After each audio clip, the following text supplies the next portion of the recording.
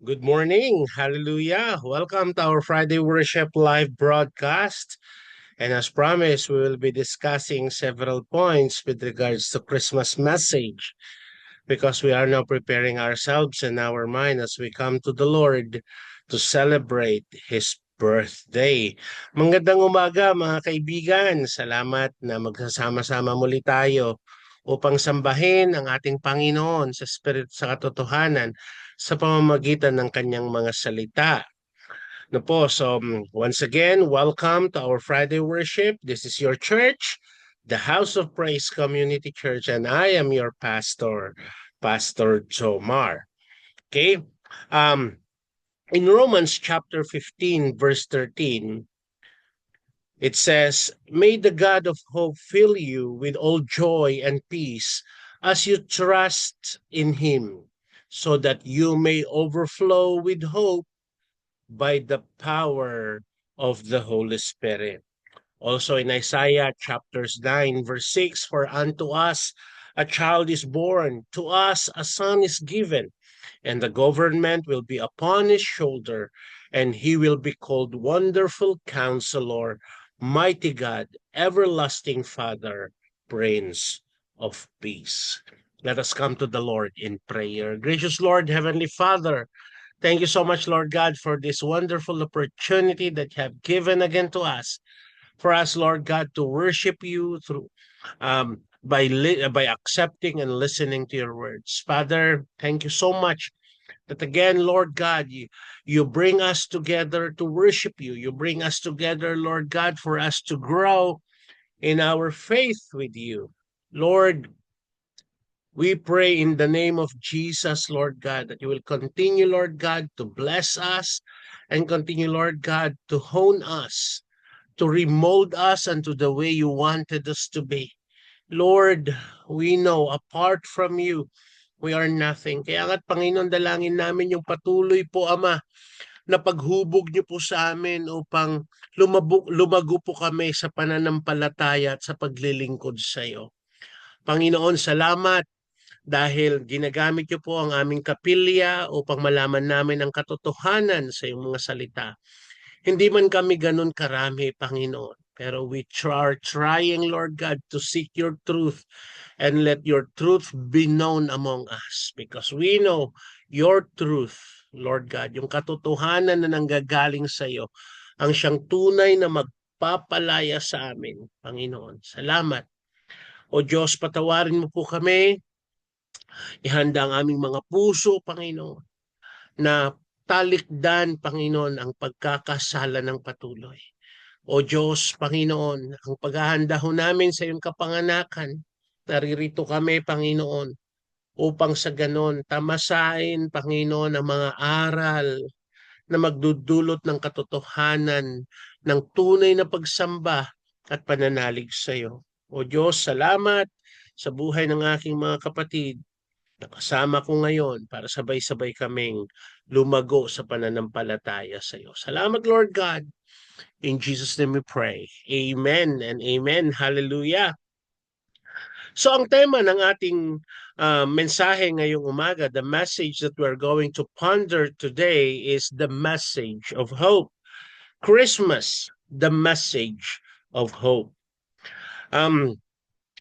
May mga tatlong puntos tayong pag-aaralan uh, na magsisiwalat sa atin sa katotohanan na yung mensahe ng pag-asa. Okay? Ang mga puntos na to ay ang mga sumusunod. Una dito, pag-aaral natin yung the prophecy of hope. Pangalawa, the birth of hope. At ang pangatlo, the living hope. Okay, without much ado, aralin na natin ng sabay-sabay. The prophecy of hope. Okay, may ipinangako sa atin. God prophesied to us according to Isaiah chapter 7 verse 14. Therefore the Lord himself will give you a sign. The virgin will conceive and give birth to a son and will call him Emmanuel. Dito makikita natin yung propesiya ng pag-asa kasi nga po nung unang panahon kaya ang mga Hudyo ay nanalangin at patuloy na tumatangis sa Panginoon dahil sila ay umaasa na magkaroon nawa ng pag-asa na magdudulot sa kanila ng kalayaan. Dahil alam natin sa unang panahon, ang mga Hudyo ng panahon ng Imperyo ng Roma, sila ay alipin. Ano po? At hindi lang basta alipin, kundi sila rin ay sinisingil ng labis na buwis, pagbubuwis at sa pananalapi. At nahihirapan sila sa mga sitwasyon nila. Hindi sila malaya. At maging yung pagpurit, pagsamba nila ay they've been restricted to do that. Kaya nga dito, ang panalangin ng mga Hudyo noon ay magkaroon nawa sila ng pag-asa. At yung pag-asang yan ay nakakabit sa usapin ng magkaroon sila ng Mesaya, ng tagapagligtas. At yung Mesaya na to ay isang propesiya na merong may papanganak. Kaso nga lang, ang nasa isip ng mga Hudyo during the time of the prophecy of the Messiah is that they are looking and believing that the Messiah will come from the throne. Manggagaling sa palasyo. Yun yung uh, inaasahan at inaasam ng mga Hudyo that time. They are looking for a political Messiah. Okay? That is their hopes. But then God has different way of introducing a Messiah. Instead of using someone from the palace, ang ginawa ng Diyos, siya na mismo, okay, ang bumaba dito sa lupa sa pamamagitan ng isang propesiya na may isang birhen na magbubuntis sa isang batang lalaki at tatawagan itong Emmanuel. So the coming of the Messiah ay dapat nating matutunan at maunawaan. Hindi lang yon how they were a source of hope for Israel. Paano yung may papanganak ng sanggol na to sa pamamagitan ng isang birhen ay magdudulot o pagsisimulan nito ng pag-asa ng Israel? Kaya nga atin hong pagninilay-nilayan yung kahalagahan, the significance of this prophecy being fulfilled in the birth of the Lord Jesus Christ. Masalimuot ho ang pagkapanganak ng ating Panginoong Hesukristo dahil siya ay ipinanganak sa hindi inaasahang lugar. Pero hindi ito basta ipinanganak lang para maging hindi katanggap-tanggap or very injustice yung kapanganakan niya. No, there is a reason behind kung bakit nangyari na si Jesus may panganak sa isang mababa na lugar o ng estado. Ipinapakita dito na yung ipapanganak ay hindi ito galing sa isang marangyang palasyo o anak o prinsipe, kundi ito ay pagpapamalas sa atin ng pagparito ng Panginoong Hesukristo ay yung usapin ng kababaang loob. Napakahirap po itong isa pamuhay. Yung magkaroon tayo ng kababaang loob, ang hirap po niyan. Hindi po yan madaling gawin, pero ang isang tao nang may pananalig sa Panginoong Hesukristo, ano po, we will going to strive to live in humility, yung kababaang loob. As I said, it take us the whole life or yung buong buhay natin para ma-perfect natin yung usapin ng pagpapakumbaba. But then again, God wanted us to see something na kahit na ipinanganak sa mababang lugar sa isang sabsaban sa koral ng mga hayop ang ating Panginoon, makita nyo yung mga bumisita sa kanya, higit lalo yung tatlong mago, ay hindi basta-basta. Yung kanilang mga kaloob na bitbit, yung yung insenso, yung mira at saka yung ginto, ito ay isang mga regalo para sa isang royal, or I mean para sa isang hari, sa isang prinsipe. At naunawaan ng tatlong mago ito yung usapin ng naglakbay sila at maglalakbay sila ng pagkalayo-layo para malaman nila at masamba ng personal ang Mesiya. Takang-taka si Mary at saka si Joseph nung dumating ang mga magong ito sapagkat yung kanilang mga kaloob ay kaloob ng pangmaharlika. Naunawaan kasi ng mga mago ano po, na hindi man sila mananampalatayang katulad ng pananampalatayang mga Hudyo ng mga Kristiyano sa panahon natin. Pero nanalig pa rin sila sa Panginoon. Yun na lang pauwi na sila na may nakaambang panganib sa buhay ng Panginoong Hesukristo nung siya musmus pa lamang. Nakinig din ang mga tatlong mago ito sa anghel at sinabing, "Huwag na kayong babalik kay Herodes. Tahakin yung ibang daan." Pero hindi naman naging tahimik si Herodes. Mula 2 taon pababa, bagong silang, pinapatay niya ito. Pero ba ganun nangyari, ano po, hindi ho nanahimik ang Diyos. Alam niyo ho ba kung paano namatay si Herodes? Kinain siya ng uod. Herodes wanted to destroy the prophecy by killing Jesus because of his greed na alam niyang mapapalitan siya pero ang nasa isip niya kasi political leader.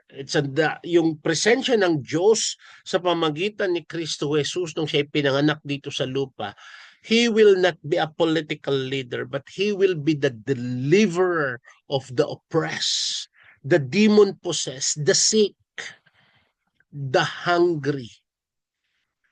He is the deliverer. He will be the redeemer. It's other way around when a politician during that time, especially si Herodes, sabi niya, "Nako, eto na, papalitan ako nun, kaya gagawa ko ng hakbang, kailangang mamatay siya." Pero nakalimutan niya, at syempre hindi naman niya iyon naintindihan katulad ng pagkakaintinding meron tayo ngayon. Dahil meron ng mga nagtuturo ng tama sa atin. Si Herodes hindi niya naintindihan. Nasa akala niya meron siyang kapangyarihang patayin ang propesiya ng pag-asa sa pamagitan ng pagkitil ng buhay ng mga musmos na mga bata. Pero hindi siya nagtagumpay. Mas matalino ang Diyos kaysa sa kanya. Kaya nga't mga kapatid, sana wag nating waglitin sa buhay natin yung usapin ng propesiya ng pag-asa dahil ito ay magdadala sa atin sa isang katotohanang pwede nating ma-experience o maranasan upang sa ganun lumagot tayo sa ating mga pananampalataya sa paglilingkod sa Panginoon. At higit lalo, yung araw-araw na buhay natin, gagawa tayo ng mga bagay na mabubuti dahil ligtas ka na. Ganda, no? Yung usapin ng the prophecy of hope, isa itong kaganapan sa buhay sana ng isang mananampalataya na isa pa sa mamuhay niya, tutuklasin niya, sasaliksikin niya, dadanasin niya. Pero si Satanas maraming diversyon. Minsan, social media, ang diversyon ni Satanas. Minsan, pera ang kanyang diversyon. Na minsan nasisilaw. I'm not saying that money is bad. To be rich is bad. Pero kung paano ka yumaman at magpapayaman, yun ang usapin. Kung nasasakripisyo mo yung oras mo sa Panginoon at yung paglilingkod mo ng quality service dahil sa isang bagay na ginagawa natin na gumugugol ng napakarami nating oras, diversyon yan ni Satanas. Marami siyang diversyon. At minsan nalalaglag tayo, nahuhulog tayo sa mga patibong niya. Kasi minsan may mga nagagawa tayo na umaagaw sa oras natin sa Panginoon. Kumusta na yung putting God first? Kumusta yung seek ye first? Totoo pa ba ito sa buhay natin? Nung nagkaroon ng propesiya ng pag-asa, hindi lang nanatiling propesiya. Nagkaroon ito ng kaganapan kaya nga ipinanganak ang pag-asa. The birth of hope. Basahin natin ang Luke chapter 2. Luke chapter 2 verses 10 and 11. Luke chapter 2 verses 10 and 11. But the angel said to them, "Do not be afraid." Alam niyo na kung sino kausap ng mga anghel dito, ano? "I bring you good news that will cause great joy for all the people. Today in the town of David, a Savior has been born to you. He is the Messiah, the Lord." Ganda! Okay? Yung usapin na propesiya pa lamang, ito may kaganapan na.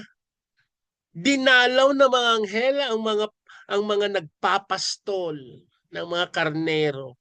At sinabi niya ang usaping ito sa Luke chapter 2.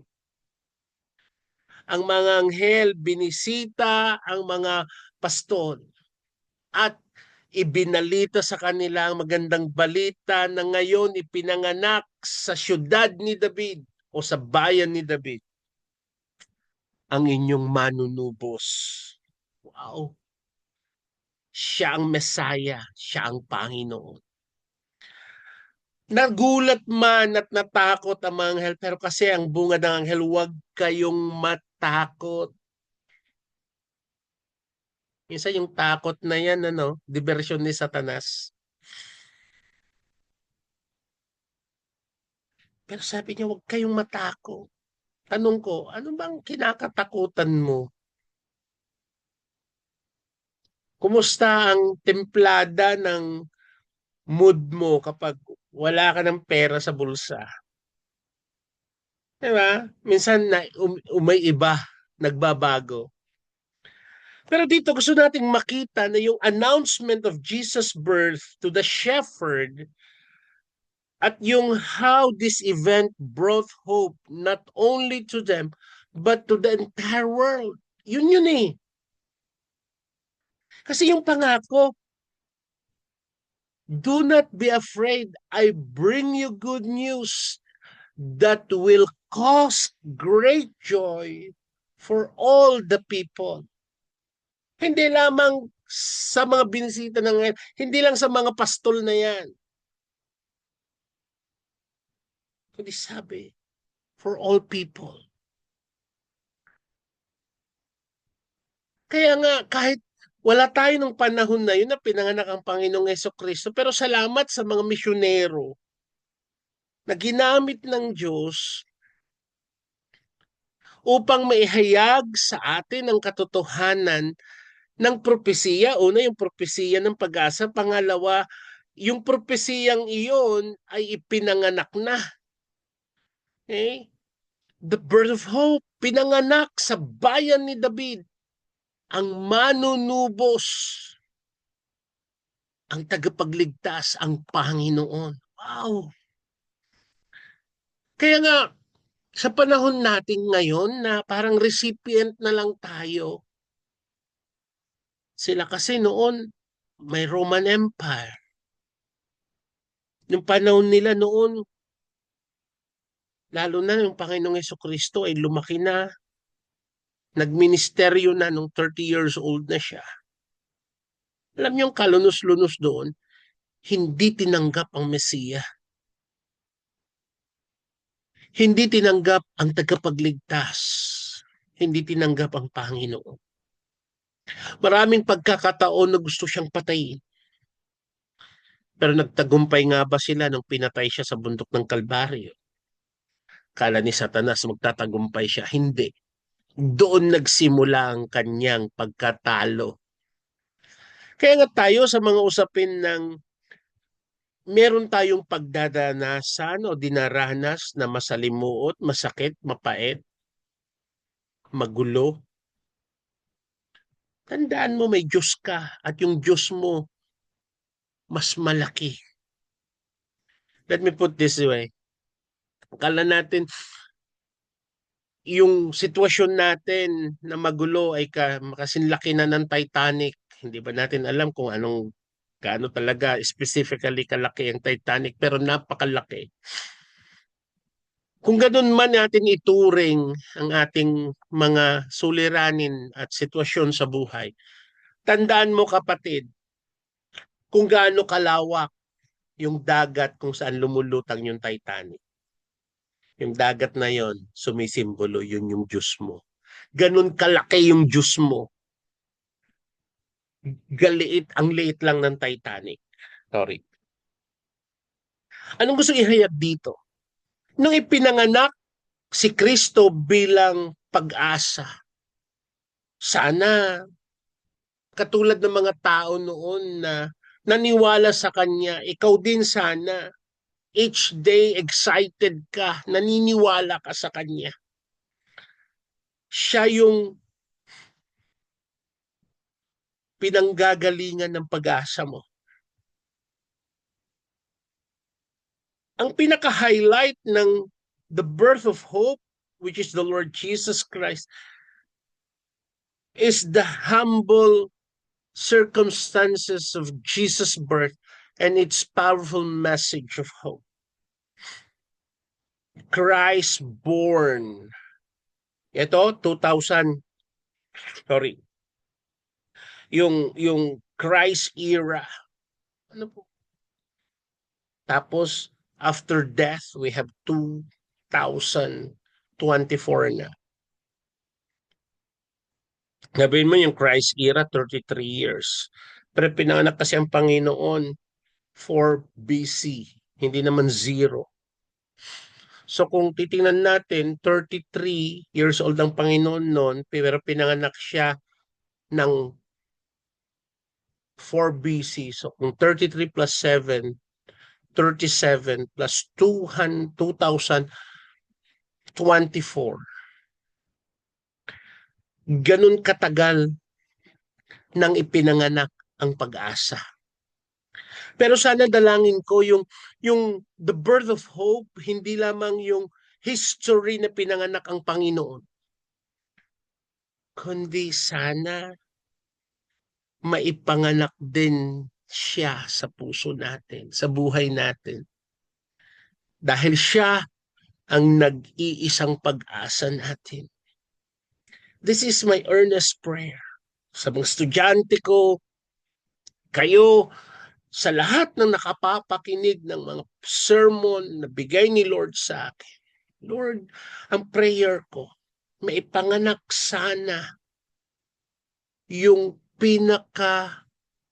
pinagmumulan ng pag-asa sa bawat isa sa atin. Ang sarap isipin na meron pa rin mga naniniwala. Meron pa rin isinusuko yung buhay sa Diyos.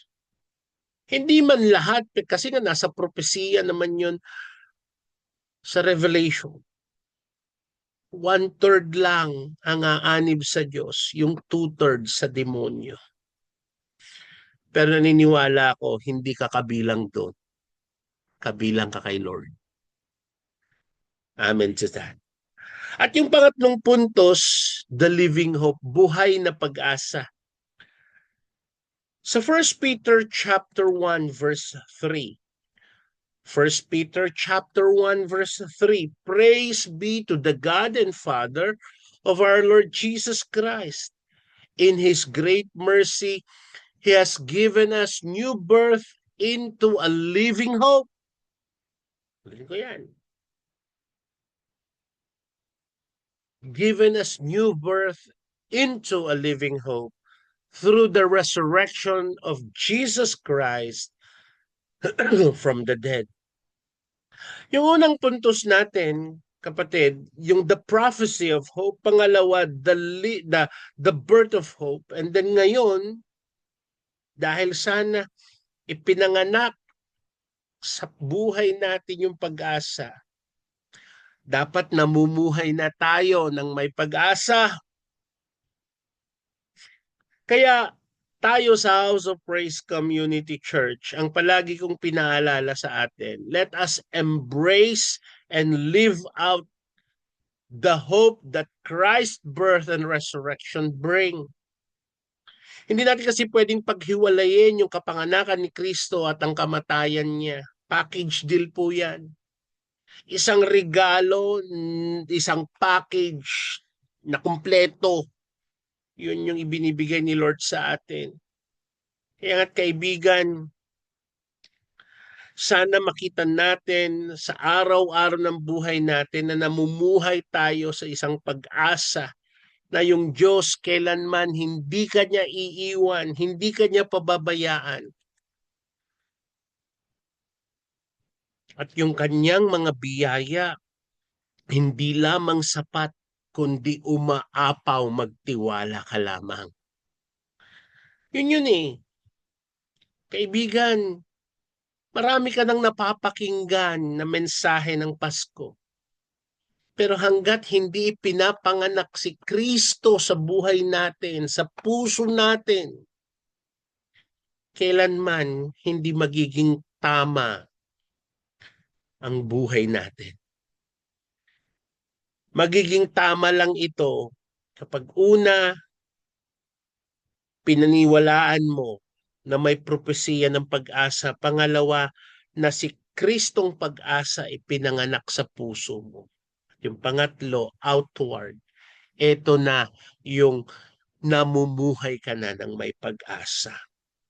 Kaibigan, alam ko may kanya-kanya tayong karanasan, personal na karanasan, istorya sa buhay natin, kung paano tayo nagkaroon ng kapangyarihan ng pag-asa sa buhay natin. Narating natin ang taong ito ng estado ng buhay natin sa panahong ito. It is because may nagtatawid sa atin. Itinatawid ka, kaibigan. Naalala ko tuloy yung footprints in the sand. Sa mga nakakaalam ng kwentong ito, alam ko, tagos pa rin sa puso natin ang mensahe niya. May isang kabataan na naginip. At ang panahon na siya'y nanaginip na yun, everything is well. Ang saya-saya niya. Victorious siya. Tapos, ang maganda pa sa panaginip niyang yun, kasama niya yung Diyos na naglalakad sa tabing dagat. At meron siyang patunay kasi merong dalawang set ng footprints in the sand. Tuwan-tuwa siya dahil yun yung panaginip niya. Sabi niya, praise the Lord nung nagising na siya. Sumunod na gabi, may panaginip ulit itong kabataang ito. Pero yung panaginip na yun hindi na maganda. Ang sa panaginip niya, talunan siya. Sa panaginip niya, nasasaktan siya. Sa panaginip niya, tinalikuran na siya ng lahat. Tapos ang masaklap pa, nung nilingon niya ang paligid niya, iisa na lang yung footprints in the sand. Isang pares na lang yung kanya. Doon na siya nagsimulang magtanong, Panginoon, ba't mo ko iniwan? Ngayong nag-iisa ako, nasasaktan ako, tinalikuran nila ako. Bakit pati ikaw nang iwan? Mga katagang namutawi sa bibig ng kabataang ito. Pero sa kabila ng kanyang pagtatanong sa Diyos, may isang boses siyang narinig. At sabi sa boses, anak, alam ko pinagdadaanan mo. Alam ko at nararamdaman ko yung mga nararanasan mong masasakit. Anak, yung nakikita mong footprints in the sand, hindi sa'yo yun. Sa akin yun, sabi ng Diyos sa kanya. Dahil sa circumstansya na meron ka ngayon, hindi mo na kaya. Kaya anak, binubuhat na kita. Mga kapatid, sa mundong ibabaw na to, maraming karanasan ang tao na sa akala natin sa mga mapapait at masalimuot na pangyayari, iniwan na tayo ni Lord. Pero kailanman hindi. Manapang tayo ang mag-iwan pero hindi siya. Wala sa bokabularyo ng Diyos ang mang-iwan. Pero sa tao madalas nang iiwan. Kapatid, sana napaalalahanan tayo yung tatlong puntos na to. The prophecy of hope, the birth of hope, the living hope.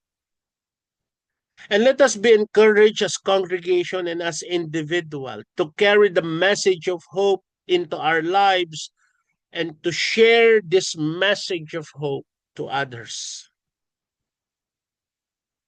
Kapatid, anumang sitwasyon meron ka ngayon, hindi pa ito ang katapusan ng buhay mo. Nawa sa masalimuot at masakit na pangyayari sa buhay natin, nawa ang kahihinatnan neto ay yung magkaroon tayo ng golden character. Pero sabi ko nga, mahirap, kailangan talaga ng tunay na pananampalataya sa Diyos bago ito may sakatuparan. Kapatid, mahal ka ni Lord. Wala sa bokabularyo niya, iwang ka. At nawa, magtiwala tayo sa Kanya. Ibigay natin ang tiwala na siya lamang ang tunay na pag-aasa natin. Wala nang iba. Tayo manalangin. Dakilang Diyos, aming Ama, salamat sa umagang ito. Salamat, Panginoon, sa mensahe niyo. Salamat, Panginoon, sa hamon niyo. Salamat na muli kang kumatok sa mga puso namin, sa buhay namin. Tulungan niyo kami, Panginoon, na yakapin ang pag-asa na nanggagaling sa iyo. Nanawa, Panginoon, sa buhay namin, muli maipanganak ka sa amin. Upang sa pagpapatuloy na paggugunitan namin at selebrasyon ng iyong pagparito sa lupa, nawa maging tama yung puso namin. Salamat, Lord. Salamat sa mga paalala. In Jesus' name we pray. Amen and amen. Mga kapatid sa House of Praise Community Church, we will see each other again next week. And I'm excited to discuss another point for Christmas message. Nauna na yung usapin ng the message of hope. Next week, it is the message of truth. The message of truth. At kung kaya nating pagsamahin yung message of truth and the message of peace, gawin natin. Pero for now, mga kapatid, namnamin natin yung mga mensaheng ito at kita-kita tayo next week. Ating isigaw, sa Diyos ang papuri. Amen at amen. Hallelujah.